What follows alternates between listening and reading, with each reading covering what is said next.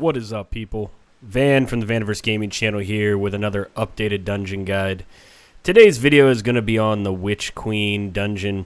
Now, you call it a dungeon, but it's really not. Let's just call it the Witch Queen boss. I'll put it in my dungeon guide series as I'm updating all of them, but really it's one room with 3 things, so there you go. Before we get started here, I just want to show you some things while you're here. So this is where the Witch Queen entrance is. There's a little thing, and then you enter. You get a journey update for finding it. While you're here, you may want to stop at the Black Garden. There's also another journey update to pick up a Black Lotus from there. Up here in this little section right here is going to be where you can find the obelisk to attune to, so you can spawn in. Down over this away, probably right about here, yep, is the Pagoda of Boundless Lust. So this is where you're going to find the religion for Durketo.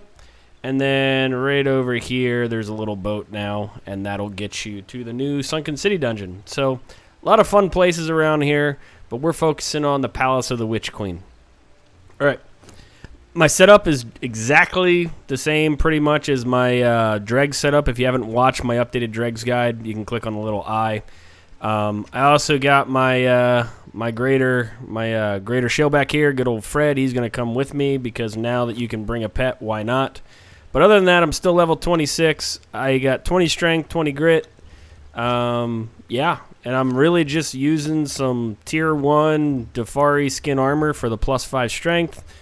I got some iron daggers and an iron pike. That's pretty much what we're rolling with. So yeah, so let's get started here. We're going to go in. Come on, Fred. Okay, Fred. Just don't come on. Okay. Hopefully he'll come with me.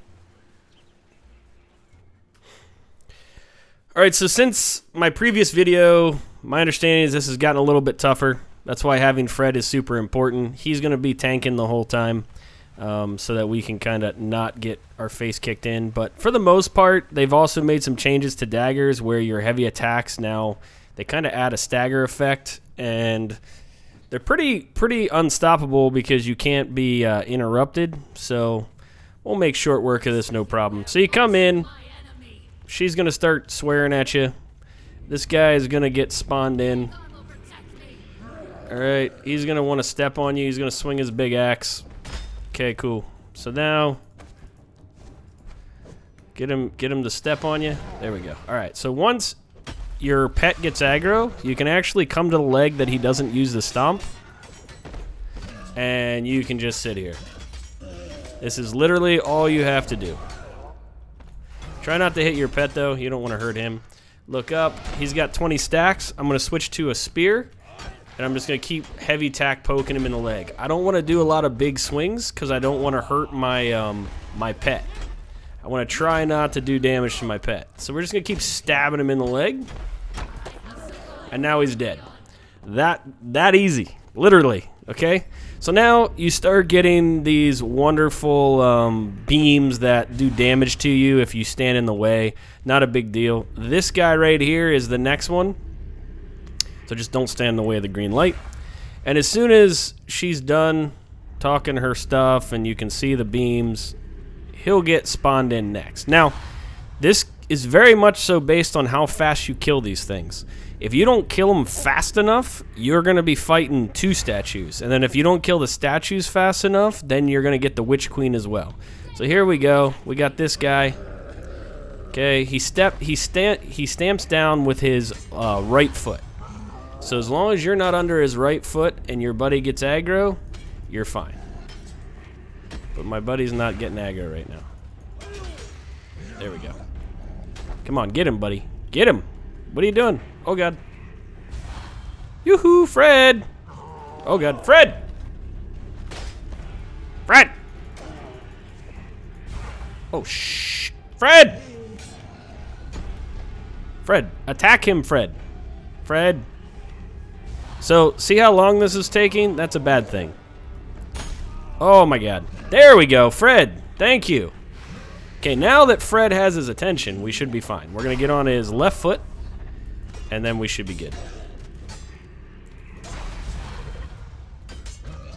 Might as well eat some food while we're here. Took Fred a while to realize what was happening. Avoid the green sparkles.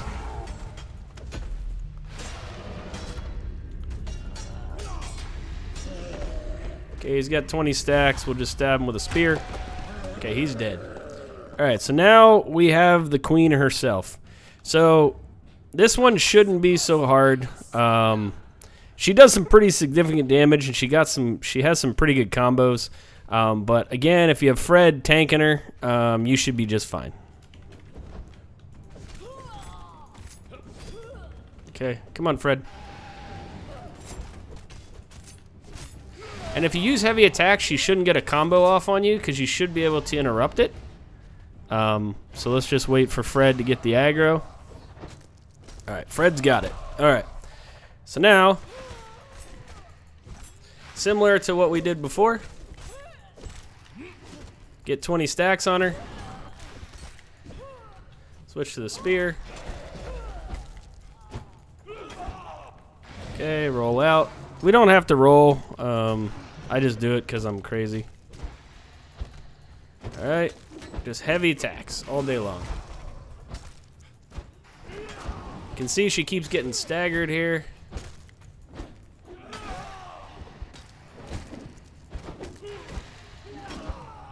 Oh gosh. Good old Fred. Look at that. Done. Done diddy. So that's pretty much how easy the Witch Queen is.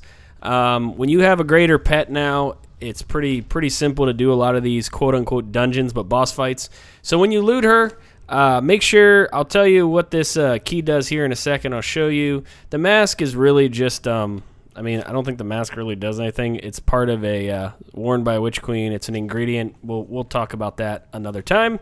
That's for the end game to beat the game, quote-unquote. So we'll show you that in another video. But before you leave here, make sure you come up and click her throne. As soon as you click her throne, you're going to learn the Lemurian royal armor, warrior armor, and all that good stuff. And then we are done. Now, you can always hack her up if you want. I mean, she's a human, so, you know, you can get human parts off her. Not a big deal.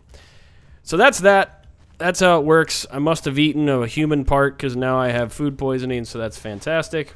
But we'll survive. All right, so now what does this key do? A lot of people always say, what do you do with this key? Who's Razma and where is his quarters? Okay, so over here in Sep, even though they've redone it, there is Razma's quarters. So we're going to pop in here so we don't have to all the way run over. But if you don't know how to get to Sephiroth, there's lots of videos showing you. I have a couple. I had my chess videos out of date, so good old Firespark made another one, took all my video ideas. But in any event, so here we are. We're in Sephiroth, okay? So you can kind of see I am right here on this path right here, okay? So what is that, 6? B6, okay? We're just going to follow it in. It should be the second house on the left. Hopefully none of these things are going to aggro me. We're all friends here. Okay, third house on the left. Okay, so here it is. So you see these doors right here? You wouldn't be able to enter these if you didn't have the key. So you see how I can move the door open?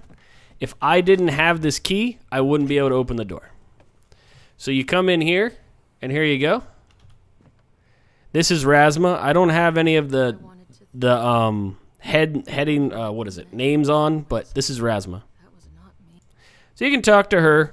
It's just really some story information. Not much else going on here. But it's just part of the story and the lore if you guys are interested in that. So, hope you enjoyed the video. Just want to show you guys how easy these dungeons are. Level 26, iron weapons. As long as you bring along a greater pet, should be good to go. Van from the Vaniverse Gaming Channel, thank you for watching. Cheers, and peace out.